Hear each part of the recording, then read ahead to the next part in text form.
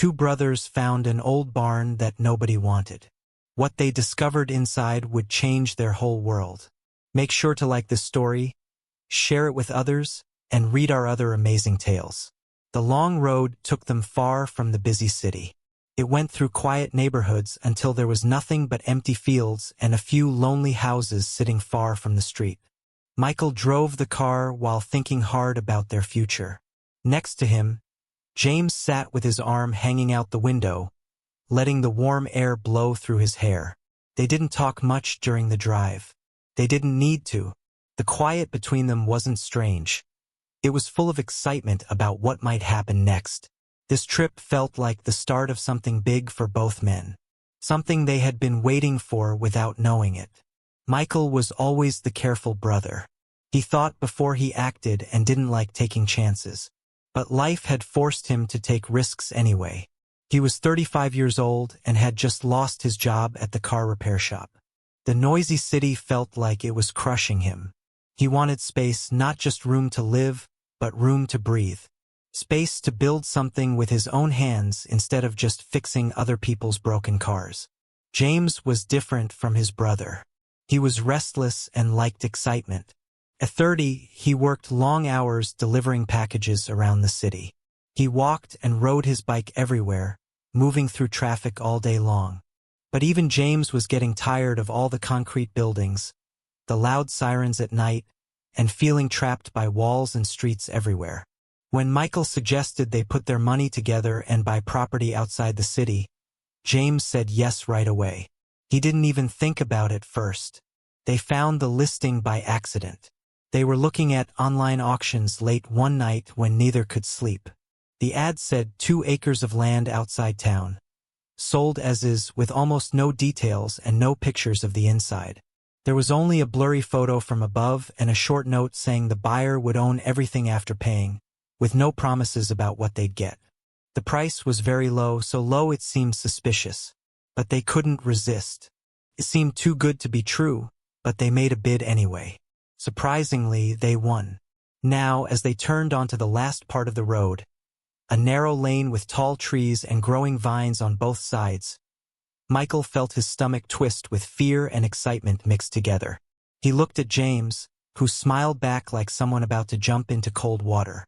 "This is it," James said quietly, as if talking too loud might break the magic of the moment. When they reached the property, Michael slowed the car down. The entrance had an old rusty gate that couldn't move anymore. A faded private property sign hung crooked from a chain, with letters you could barely see after years of peeling paint and bad weather. The land beyond looked wild. Tall grass grew everywhere, thick bushes pressed against an old fence, and huge oak trees stood around the edges like silent guards. It was beautiful in its own rough, forgotten way. But what caught their attention most was the building in the middle of the property. It stood alone, a sad shape against the tree line, a single leaning shed made of metal sheets and rotting wood. Its roof bent down as if it was tired from years of storms. Red rust ran down its sides in long streaks, and weeds grew thick around the bottom until it looked half buried in the ground.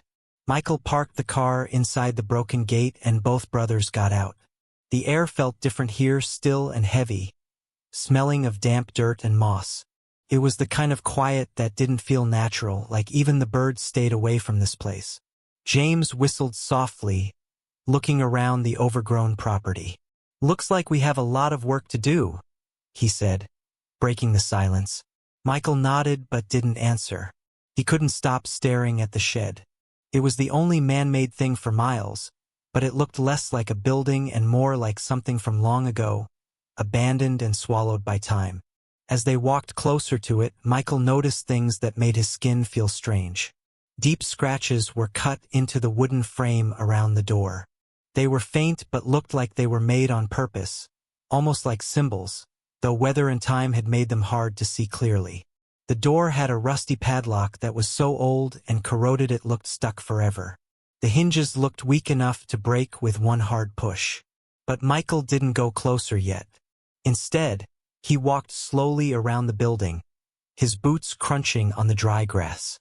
The walls showed damage from many years, broken boards, jagged rust along the edges of the metal roof, and windows that had been covered with wooden planks long ago. It looked like someone had sealed it up on purpose, never wanting it to be opened again. James followed him, less worried, trying to look through gaps in the boards. "Think it's safe?" he asked with a half-smile. But Michael didn't answer. Something about the place felt wrong, though he couldn't explain why. It wasn't just the decay or the creepy stillness. It was the feeling that this place had a story, and that story had been buried along with it. He took a deep breath and walked back toward the front door. The lock hung there stubbornly, dull and heavy, like it was guarding whatever was inside. Michael stared at it for a long moment, feeling something pulling at him. It was curiosity, yes, but also something deeper, like a thread tugging at a memory he couldn't quite remember. James patted him on the shoulder, showing that reckless smile again. "Well," he said, "we didn't drive all this way just to stare at a locked door."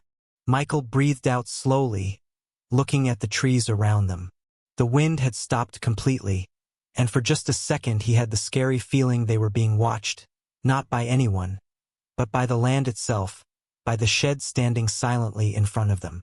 He shook off the feeling. Whatever was behind that door, they would find out. After all, it was their land now. As the sun got lower in the sky, making long shadows across the overgrown field, Michael reached for the lock. This was only the beginning, though neither of them could imagine how much their lives were about to change. The rusty padlock broke much easier than Michael thought it would. After a few hard hits with the heavy wrench they brought from their car trunk, the old metal cracked with a sharp snap and fell into the weeds at their feet. The shed doors groaned on their hinges as James pushed them open. The sound was harsh and metallic in the heavy silence of the property. Dust poured out in a wave, carrying the smell of damp wood and mold, like the air inside had been trapped for many years. Michael stopped at the doorway, shining his flashlight into the darkness. His light cut through a cloud of floating dust, showing rough wooden walls that were warped and stained from years of being ignored. The floor was covered with trash, broken planks, rusty nails, and pieces of old cloth that mice had chewed on. The air felt stale and thick, so heavy with age that every breath seemed to coat their throats. James stepped in first, not bothered by the smell. His boots made crunching sounds on something brittle bones, Michael realized with worry. But probably from animals, maybe a long-dead raccoon or rat. "Smells like history," James said, forcing a laugh that sounded smaller than usual. Michael followed, looking around the inside carefully. It wasn't a big space, but it was cluttered. Every corner was stacked with pieces of a forgotten past. Tools hung from hooks, their metal heads dull and eaten away by rust. A broken wheelbarrow leaned against the wall, its wood rotted through long ago. Shelves bent under the weight of cracked glass jars filled with things they couldn't recognize, sealed away in some thick, unclear substance. But what drew their attention most was what sat at the far end of the shed, half buried under a collapsed shelf and layers of dust. It was a huge wooden chest held together with rusty iron bands and wrapped tightly in a length of chain. Its surface was scarred and marked, but faintly visible under the dirt were detailed carvings, the kind of fancy patterns that showed skilled work from another century. Michael knelt in front of it, brushing his fingers over the cool wood. Even under the dust, it felt solid and stubbornly whole, despite all the decay around it. James crouched beside him, his smile flickering. "This," James said, "is either full of treasure or rats." Michael didn't laugh. Something about the chest made his skin prickle with unease. He had the sense that it had been waiting, sealed off and untouched longer than either of them had been alive. They worked together to unfasten the chain. Each link was so corroded that flakes of rust came off in their hands. The metal clattered dully to the floor, and with a shared look, they tried to open the lid. It fought back at first, sticking as if it was fused shut, but finally, with a groan of strained wood, it lifted. A gust of stale air escaped, carrying with it the smell of old paper and time itself. Inside was a collection of objects that seemed to belong in a museum rather than a forgotten shed. Bundles of yellowed papers tied together with frayed string. Newspapers so delicate they crumbled at the edges. Old brown photographs mounted on stiff cardboard. And near the bottom, a small wooden box no bigger than a shoebox, its surface polished smooth despite the years. Michael reached in first, lifting one of the photographs. The image was faded but clear enough. A dark-skinned man in a well-fitted suit stood stiffly in front of a house that no longer existed. A proud woman in a long dress stood beside him, one hand resting gently on the shoulder of a small girl holding a fancy doll. Their faces looked strikingly familiar in a way that Michael couldn't immediately understand, but it tugged at him in a way that felt deep and unsettling. He flipped the photograph over and froze. Written in ink along the back was a name: Isaac Walker. His breath caught. Walker, their last name. James leaned in, staring over his shoulder. "That's our name," he said quietly, his usual joking tone gone. Michael said nothing, quickly looking through the other photographs. Each one showed the same family: Isaac, his wife, and their daughter in different settings. Standing by an old carriage, sitting in a parlor filled with elegant furniture, even at what looked like a general store with Isaac behind the counter. There was pride in the way he stood, a confidence that was rare for a black man in photographs from that time, one that seemed to speak of wealth and determination. Under the photos were the newspapers. Michael lifted one carefully, trying not to tear it, and squinted at the headline through the smudged ink. It was dated over 100 years ago, announcing in bold letters, "Local businessman expands timber business." The article talked about Isaac Walker, his ownership of several acres of land, including the very plot they now stood on, and his successful lumber business. Another paper told a different story, its tone much darker.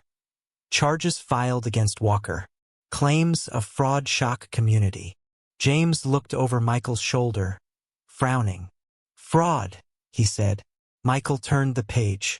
The details were unclear but damaging, painting Isaac as a cheater. The article claimed his property had been taken away, his reputation ruined. But there was no follow-up, no conclusion to the story, as if it had simply disappeared from public record. At the bottom of the chest was the wooden box. Michael hesitated before opening it, his fingers trembling with anticipation. Inside was a single object, a doll with a porcelain face that was cracked but still eerily whole, dressed in lace that had turned yellow with age. It was unmistakable, the same doll from the photograph of the little girl. James shifted uncomfortably, rubbing the back of his neck. "What is all this doing here?" he asked. "Why would this be left in some rotten shed?" Michael didn't answer. Instead, his attention turned to a folded sheet of heavy paper tucked along the side of the chest. He pulled it out and carefully unfolded it across the dusty floorboards. It was a blueprint carefully drawn, showing their property as it must have looked a century ago. The shed was marked in precise lines. But beside it was something else, a rectangular outline labeled only as underground level. James crouched down, tracing the lines with his finger. "There's something under here," he said. Michael stared at the blueprint, unease mixing with curiosity. Everything about this discovery felt like it had been left for them, like threads of a story pulling them deeper. And the most unsettling part was how their family name tied them to it all. They stayed in the shed long after the sun had set, going through every scrap of paper, every photograph, every piece of evidence of a life that had been erased long ago. The wind howled outside, rattling the warped walls, but neither brother paid attention. They were putting together something bigger than themselves, something buried in both history and memory. And with each clue, the question grew larger. What else lay hidden beneath their feet? When they finally stepped out into the cold night air, their flashlights cutting thin beams across the overgrown field, Michael held the blueprint tightly in his hand. He felt its weight in his chest, heavy and insistent. "We need answers," he said, his voice low but certain. James only nodded. The shed loomed behind them, its doors slightly open like a mouth left hanging. And for the first time, Michael couldn't shake the feeling that the land itself was watching, waiting for them to take the next step. The night after their discovery in the shed was restless for both brothers. Michael barely slept, his mind spinning with images of the photographs, the doll, and especially the name written on the back of that faded picture. Isaac Walker. It echoed through his thoughts with strange familiarity, a thread of connection he couldn't ignore. James didn't sleep well either. He paced the small living room of Michael's apartment long after midnight, talking to himself about different theories, switching between excitement and worry. Neither of them could deny it. Whatever they had uncovered was no coincidence. By morning, they had made their decision without speaking about it. Over stale coffee and silence, they agreed they needed answers, and there was only one place they could think to start: the city archives. The drive there was quiet, very different from the energy they had felt driving out to the property just a day before.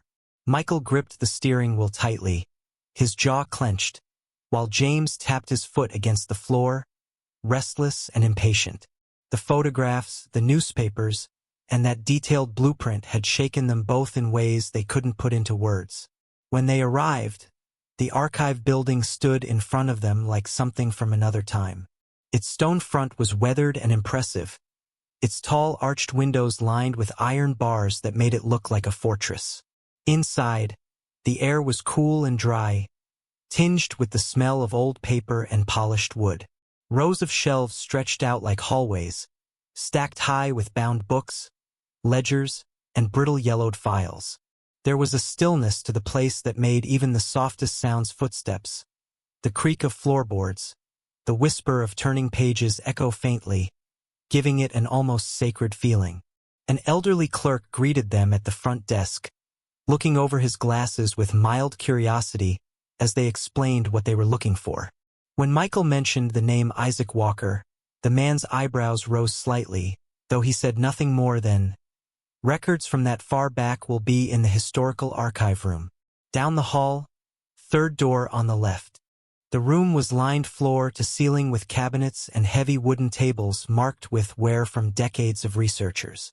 Michael and James split up naturally, one moving toward the old census records while the other began looking through boxes of newspapers preserved in plastic sleeves. They worked in silence for hours, their focus unbroken. Each scrap of information they uncovered pulled them deeper into a past that felt both alien and intimately personal. Michael was the first to find it, a census record from 1910. He traced his finger along the faded ink until he found the entry. Walker, Isaac. Age, 43. Job, lumber merchant. Home, Ocala. His breath caught when he read the names below it. Walker, Sarah. Age, 39. Wife, Walker, Eliza. Age, 8. Daughter. The names were undeniable. He called James over and they stared down at the page together, stunned. "That's them," James said quietly, pointing to the names. "That has to be them." It was proof, but it raised more questions than it answered. Michael flipped to the next census, dated 10 years later, but the Walker family was gone. No forwarding address, no trace. It was as if they had vanished completely from the records after 1910. They dug deeper, turning to the old newspapers, determined to fill in the blanks. The more they read, the more a story began to take shape. A story that was both inspiring and tragic. Articles from the late 1800s told of Isaac Walker's rise as one of the few successful black businessmen in the area. He had bought acres of timberland, opened a lumber mill, and even supplied materials for the growing town. There were mentions of charity donations, sponsorship of a local school, and speeches he had given promoting education and opportunity. But then, suddenly, the tone of the articles changed. Headlines accused him of fraud, embezzlement, and other financial crimes. The language was harsh and condemning, tinged with the racial prejudice of the time. There was no trial coverage, no court records they could find, just an announcement that his property had been seized by creditors and auctioned off. One article tucked near the back of an old paper mentioned Isaac's untimely death while in jail, offering no details. Another, just a few weeks later, reported on an estate sale where the remaining possessions of the disgraced Walker family were sold to pay debts. After that, silence. No obituary, no mention of Sarah or little Eliza. It was as though the world had conspired to erase them. James slammed the brittle newspaper down on the table, his voice low but angry. "They buried him," he said. "Not just him, his whole damn story. Look at this. He was building something and they destroyed it. And nobody remembered." Michael said nothing, his eyes fixed on a grainy photograph in one of the articles. It was Isaac standing outside what must have been his lumber mill. His posture was proud, his gaze direct, and though the image was blurred by time, Michael swore he could see something of himself in those features. The same set of the jaw, the same shape of the eyes. They spent the rest of the day chasing down every scrap of information they could find. Property maps confirmed that their newly purchased land had once belonged to Isaac Walker. Deeds showed it had been passed through several hands in the years following his death, eventually abandoned when development moved closer to town. But the most chilling detail came from an obscure note in the margin of a dusty ledger. Remaining outbuilding marked for demolition, delayed due to structural hazards. James read it aloud and looked at Michael. "The shed," he said. By the time they left the archives, dusk had fallen and the city streets glowed orange in the fading light. They walked in silence, their minds full of images of Isaac, Sarah, and Eliza, of the shed standing like a guard over their forgotten legacy. Michael gripped the rolled-up blueprint tightly in his hand, feeling its edges dig into his palm.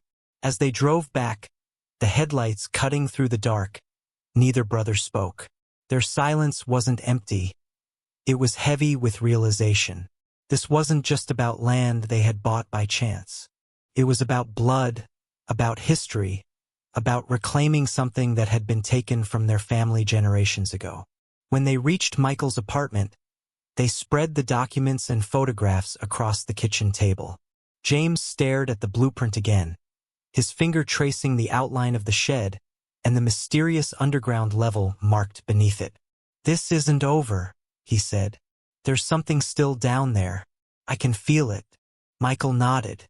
He didn't need convincing. The evidence was all around them, and every instinct in his body told him the same thing.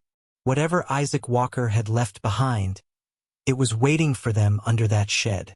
Outside, the city hummed with distant traffic, but here in the small pool of light around the table, the world felt smaller, tighter, drawn toward a single point in time and place. They had spent the day digging up fragments of the past. Now it was time to see what the past had left buried in the earth itself. And as Michael looked down at the photograph of Isaac Walker once more, he felt a strange certainty settle in his chest. This was only the beginning. The next morning was gray and overcast, the sky heavy with low-hanging clouds that seemed to press closer as Michael and James drove back toward the property. Neither of them spoke much during the ride. Their minds were too consumed by what they had uncovered the day before. The photographs of Isaac Walker and his family lay in a small folder between them, along with the brittle census records and the rolled-up blueprint they had stared at so many times the night before. Each document felt like a breadcrumb leading them deeper into a trail left decades ago, a path only they seemed destined to follow. When they turned onto the narrow road that led to their land, the trees looming overhead seemed darker than usual, their branches nodding and bare despite the season. The wind whistled faintly through them, carrying the scent of damp soil and distant rain. Michael glanced toward the horizon, uneasy but determined. Today they weren't simply checking their property. They were determined to find whatever lay beneath that shed. The moment they pulled up to the gate and stepped out of the truck, silence wrapped around them. The sounds of the city felt a lifetime away. The overgrown grass swayed faintly in the wind, brushing against their legs as they approached the shed. Its familiar sagging form stood unchanged since their last visit. It seemed to watch them, its doors slightly open from the day before, like an invitation or a warning. Inside, the air was stale and still. The faint smell of rust and mold was thicker now that they knew how long it had been sealed. Dust hung in the light spilling from their flashlights, and their boots echoed softly on the warped floorboards. Michael immediately moved toward the spot where they had unrolled the blueprint days earlier, his eyes fixed on the ground beneath his feet. Somewhere here, he thought, somewhere under this rotting wood and dirt, there had to be a way down. James began tapping the floor with the metal end of a crowbar, listening for changes in sound. Each hollow thud made Michael tense with anticipation, but most of the boards returned only dull, solid knocks. They worked methodically, moving across the room inch by inch, until Michael heard it, a different note, faint but unmistakable, a hollow sound beneath his boot. He froze and motioned for James to stop. "Here," he said quietly. Together they knelt and cleared away years of dirt and debris. The boards here were different, less warped, their edges tight and deliberate rather than loose or splintering. As Michael brushed away more soil, his fingers struck something hard. It was a metal ring, rusted but intact, set flush into one of the boards. "Found it," James breathed. They exchanged a glance, their faces pale in the beam of the flashlights, before James grabbed the ring and tugged. The board resisted at first, sealed by time and moisture, but with a sharp creak it came free, revealing another board beneath it and then another. Slowly they pried them loose, their movements quickening as adrenaline took hold. After removing the final plank, what remained was unmistakable. A hatch reinforced with iron hinges nearly eaten through by rust. Michael ran his hand over its surface, feeling the coarse grain of the wood beneath his fingertips. There were marks carved into it, shallow, weathered grooves that looked almost like letters, though they were too eroded to read clearly. For a moment he thought of Isaac himself standing here, carving those lines, sealing this door for reasons lost to time. "Help me with it," he said, gripping the edge. Together they heaved. The hinges screamed in protest, but the hatch began to lift, splitting the silence with a groan that echoed like thunder. A wave of cold, damp air rose from below, carrying with it the earthy smell of stone and untouched spaces. Michael aimed his flashlight downward, its beam illuminating a wooden ladder descending into darkness. The rungs were old but intact, though the wood glistened faintly with moisture. James peered over his shoulder. "Well," he said, his voice a mix of awe and disbelief, "looks like our blueprint wasn't lying." Michael didn't respond. His heart pounded in his chest as he stared into the void beneath them. Without another word, he swung his legs over the edge and began to climb down. The wood groaned beneath his weight, but it held. The darkness swallowed him quickly, the narrow walls pressing close until his boots touched solid ground. His flashlight swept across the space, and what it revealed made him suck in a breath. He was standing in a room. The space was larger than he had expected, its stone walls still sturdy after all these years, the ceiling low enough that he had to duck slightly. Dust coated everything like a thick blanket, undisturbed for what felt like lifetimes. There was furniture here, a small table with 2 chairs. There would warped but upright, a sideboard against the wall, shelves lined with objects that shimmered faintly in the beam of his light. On one wall hung framed photographs nearly identical to those they had found in the chest above. Their glass cracked but their images hauntingly clear. Isaac Walker, his wife Sarah, and their daughter Eliza, smiling faintly in the stoic way of the era. James descended behind him, his boots thudding on the packed earth floor, his flashlight beam joining Michael's, sweeping across the room in astonishment. "This is..." He trailed off, unable to finish. On the table sat a tea set, cups still arranged as though waiting to be used. A faded rug lay beneath their feet, its intricate pattern dulled but still visible. It was as if they had stepped back in time into a room abandoned suddenly and then sealed away, preserved beneath the earth. Michael's gaze drifted toward a painting hung prominently on the far wall. It was large, its canvas yellowed with age, but its subject was unmistakable Isaac Walker himself, standing proud, his eyes sharp and unyielding. There was something unsettling in the way those painted eyes seemed to follow them, a lifelike quality that sent a shiver down Michael's spine. Then he noticed it, a small piece of paper resting against the frame. He approached cautiously and saw that it was a letter, the ink faded but still legible. He picked it up carefully, holding it under the beam of his flashlight. "To my blood," it began. The words were simple, yet they made Michael's heart pound harder. He read further, his voice low but steady. Isaac wrote of betrayal, of men who had conspired to destroy him, of a legacy stolen and buried. He spoke of hiding away what he could, sealing it beneath the land he had once called his own, hoping that one day his descendants would find it and reclaim what was theirs. Michael's hands trembled slightly as he lowered the letter. This wasn't just a room. It was a message, a bridge reaching across generations, and they had followed it to the end. James stepped closer, his gaze fixed on the painting. "What's behind it?" he asked suddenly. Michael turned to him. "What do you mean?" James pointed. "Look at the corner. The frame. It's chipped, like someone pried at it once." They approached the painting together. The chip was subtle but real. The wood splintered at an angle as if it had been shifted before.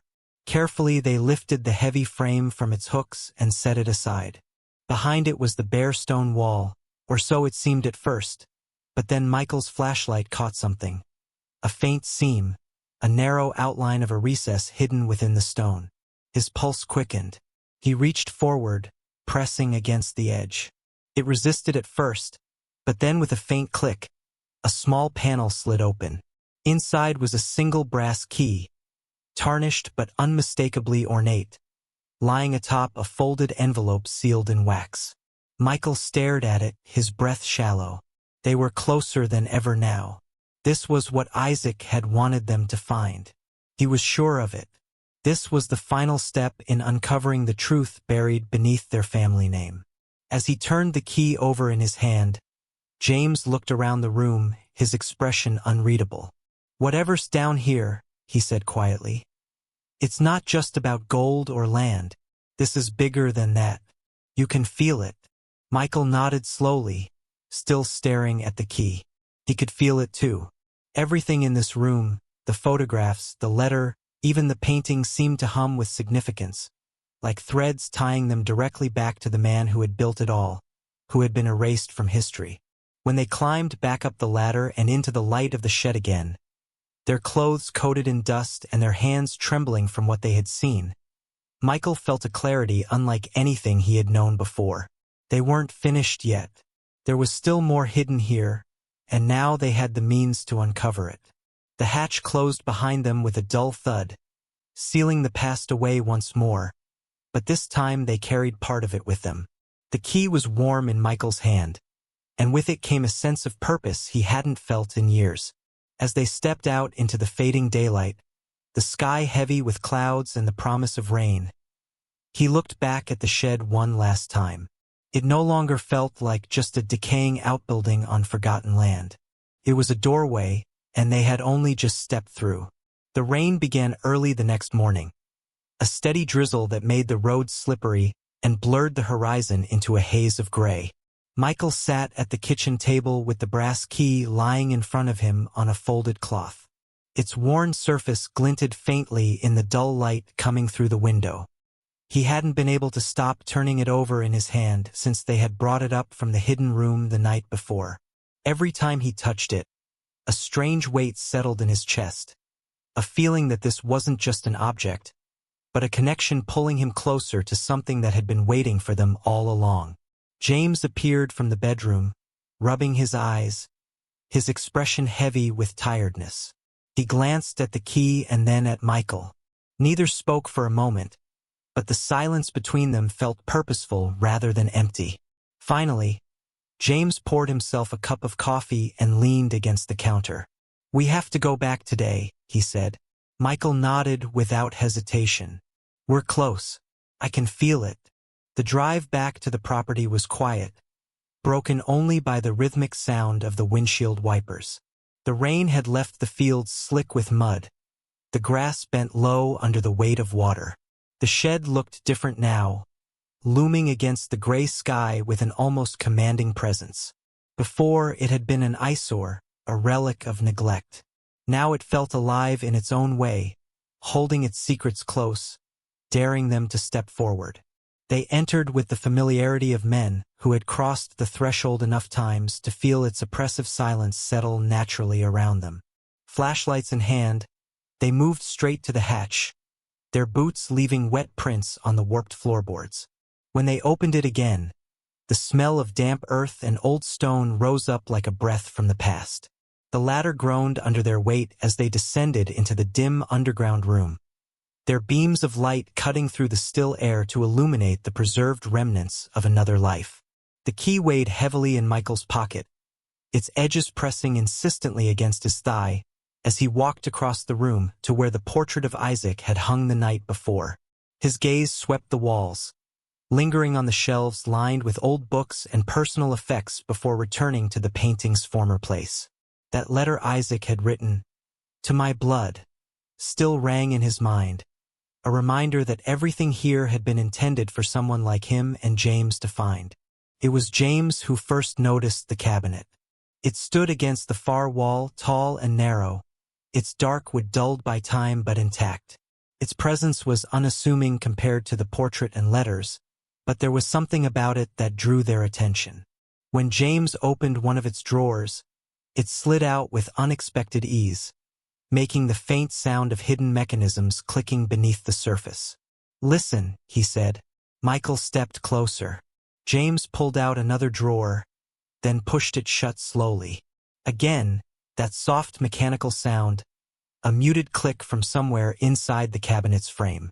Michael's pulse quickened.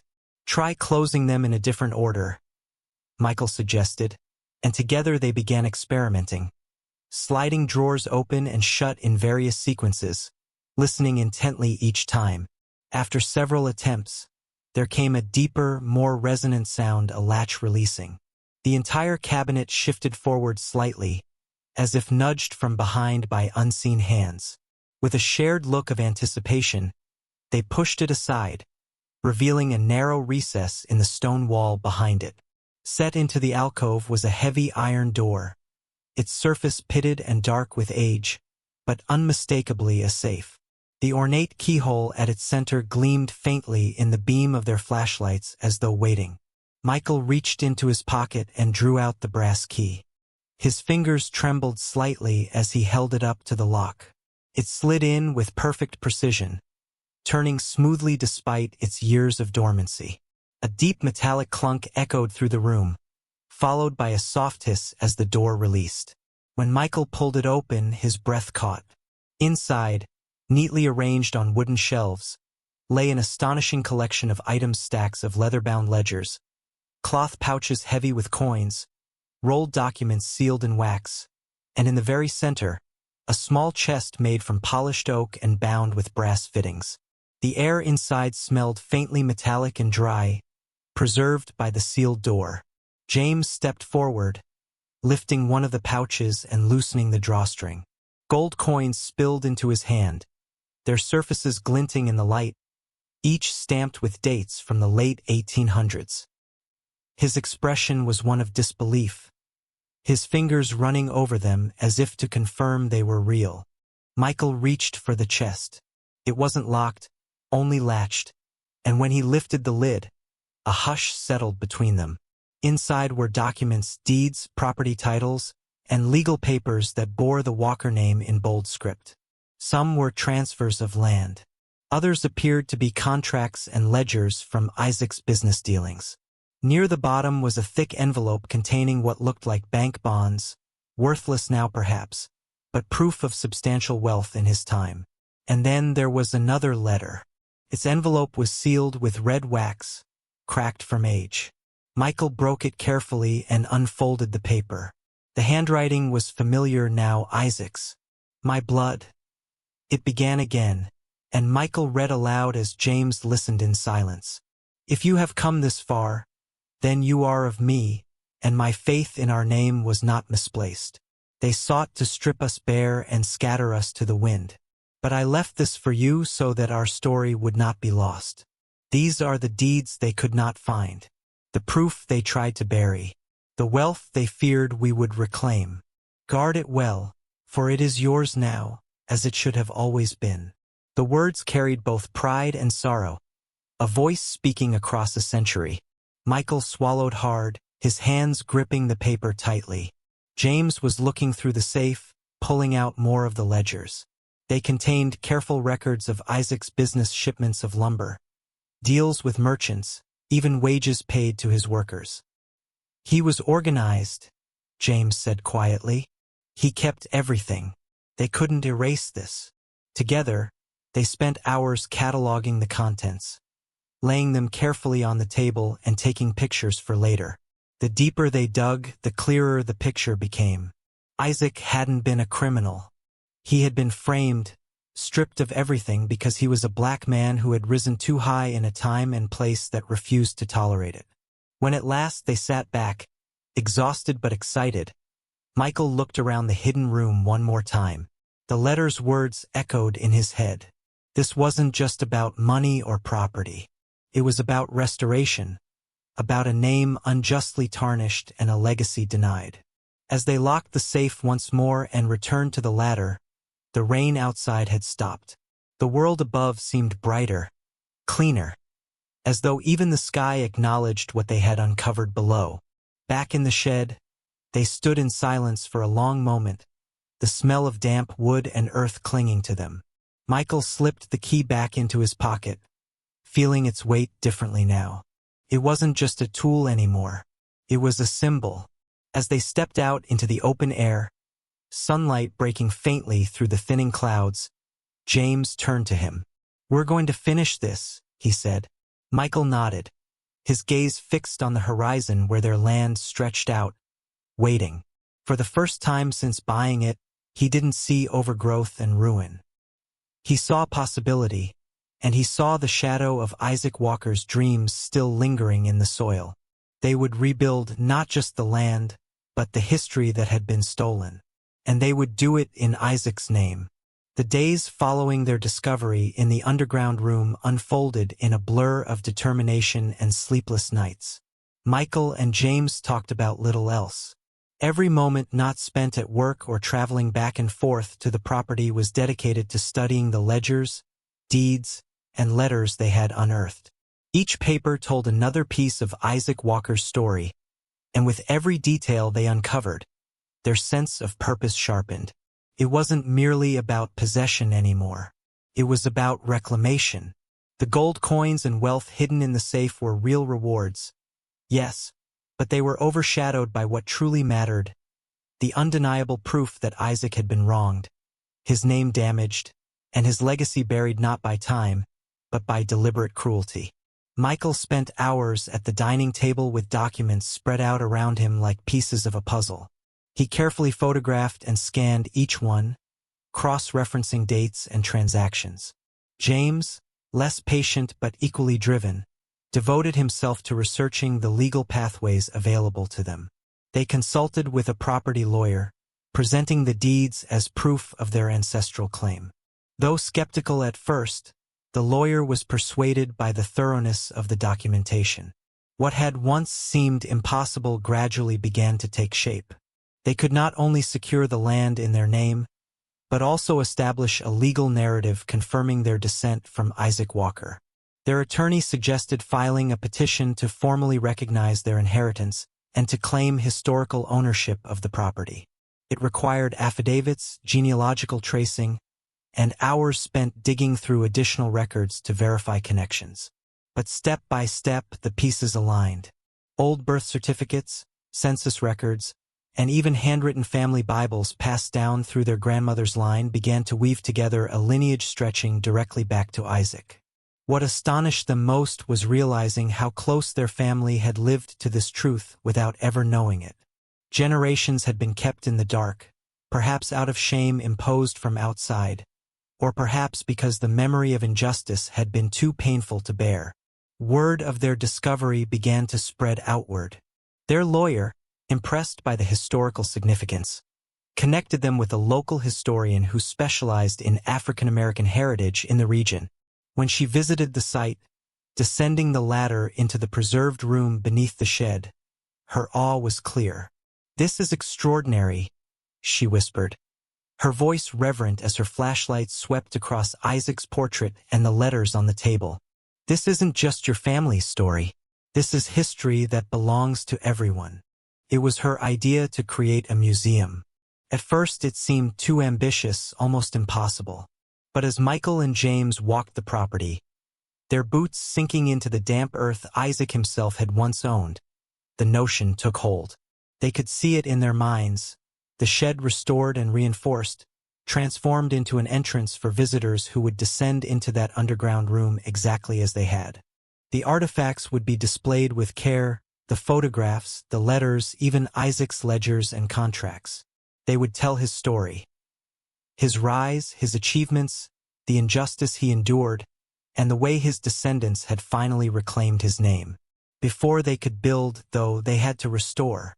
The property was still wild and overgrown, the shed leaning dangerously, the soil thick with years of neglect. They devoted entire weekends to clearing brush and cutting back weeds, working side by side as they unearthed the bones of Isaac's land. Slowly, the place began to change. They brought in surveyors to mark out boundaries, contractors to assess the structural integrity of the shed, and even volunteers, friends and neighbors curious about their project, to help haul away debris. By late summer, the transformation was underway in earnest. The shed was reinforced with new beams and roofing while preserving its historic appearance. Its weathered boards were cleaned and treated so they retained their aged character. The interior was carefully restored, the hatch entrance polished but left intact. Below, the underground room was painstakingly cleaned and stabilized. Glass cases were installed to protect the documents and artifacts they had found, while soft lighting was added to illuminate the portrait of Isaac that still commanded the space. All the while, Michael and James worked tirelessly, not just on the land, but on themselves. They gave interviews to local newspapers and historical societies, speaking passionately about Isaac's story and what it meant to them. They explained how he had been erased, how injustice had swallowed his accomplishments, and how their discovery offered a chance to finally set the record straight. Their words resonated, and soon people came forward offering to donate time, funds, and expertise. The gold coins they had uncovered in the safe proved invaluable. After having them appraised and sold through reputable channels, they used the funds to finance the renovations. What remained was invested wisely, with part of it allocated to a foundation they established in Isaac's name. The Walker Fund, dedicated to supporting education and entrepreneurship for young people from underprivileged communities.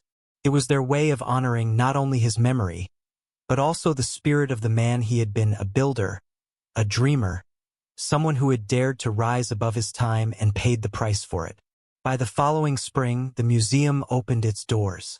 The inaugural day was clear and bright, the kind of morning that seemed touched by Providence. People from the town and beyond gathered, drawn by curiosity and pride. The historian who had first urged them to share Isaac's story stood at the front and spoke eloquently of his importance, of how his life reflected a broader narrative of resilience and erasure, and of how remarkable it was that his own descendants had been the ones to bring it all to light.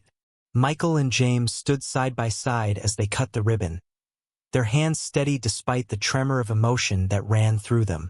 They led the first group of visitors through the shed, down the hatch, into the room that had once been hidden in darkness for over a century. They watched as people stared wide-eyed at the portrait, at the carefully displayed artifacts, at the letter beginning with "To my blood." Some lingered longer than others, reading every placard, studying every detail. And when they emerged back into the sunlight, their faces bore expressions of awe and reverence. The museum quickly became a beloved landmark. Schools arranged trips to visit it, teachers using Isaac's story as a lesson in perseverance and the forgotten struggles of Black entrepreneurs in post-Reconstruction America. Tourists came too, drawn by the blend of local history and the romance of rediscovery. Even those with no personal connection to the walkers left feeling as though they had glimpsed something intimate and enduring, a triumph over time and injustice. But for Michael and James, the most profound moments came when they stood alone on the property after hours. The house they had built nearby, modeled after designs inspired by the old blueprints, looked out over the land Isaac had once walked. They often found themselves there at dusk, leaning against the porch rail as the sun dipped low, casting the fields in golden light. The air was quiet, broken only by the sound of wind in the grass and the distant hum of crickets. In those moments they felt his presence, not in any mystical sense, but in the way the land seemed to hum with life again, restored not only in body but in spirit. James would sometimes break the silence with a quiet laugh. "Can you believe this all started with an online auction?" he'd say, shaking his head. Michael would smile faintly, staring out at the horizon. "No," he'd reply, "but maybe it was never really chance. Maybe it was always meant to find its way back to us." Their journey had begun with curiosity, but it ended with purpose. They hadn't just uncovered a hidden room and forgotten fortune. They had rebuilt a bridge between past and present, binding themselves to a man who had lived, struggled, and dreamed long before they were born. The museum, the foundation, the restored land, all of it was proof that Isaac Walker's name would never be erased again. And as evenings settled over their home and the lights of the museum glowed softly in the distance, Michael and James felt something they hadn't known in years, a sense of belonging. What had started as nothing more than a neglected piece of property had become their inheritance, not only of wealth but of identity. The land, the history, the name, it was theirs now as it had always been meant to be. In that quiet, as the first stars appeared overhead, Michael thought of Isaac's words one last time. "Guard it well, for it is yours now." He smiled, feeling the truth of it resonate deep within him. They would guard it, they would honor it, and they would ensure that the story of Isaac Walker would be told for generations to come. Make sure to like this story so you don't miss our next amazing tales. Share this story with your friends and check out our other stories for more incredible adventures.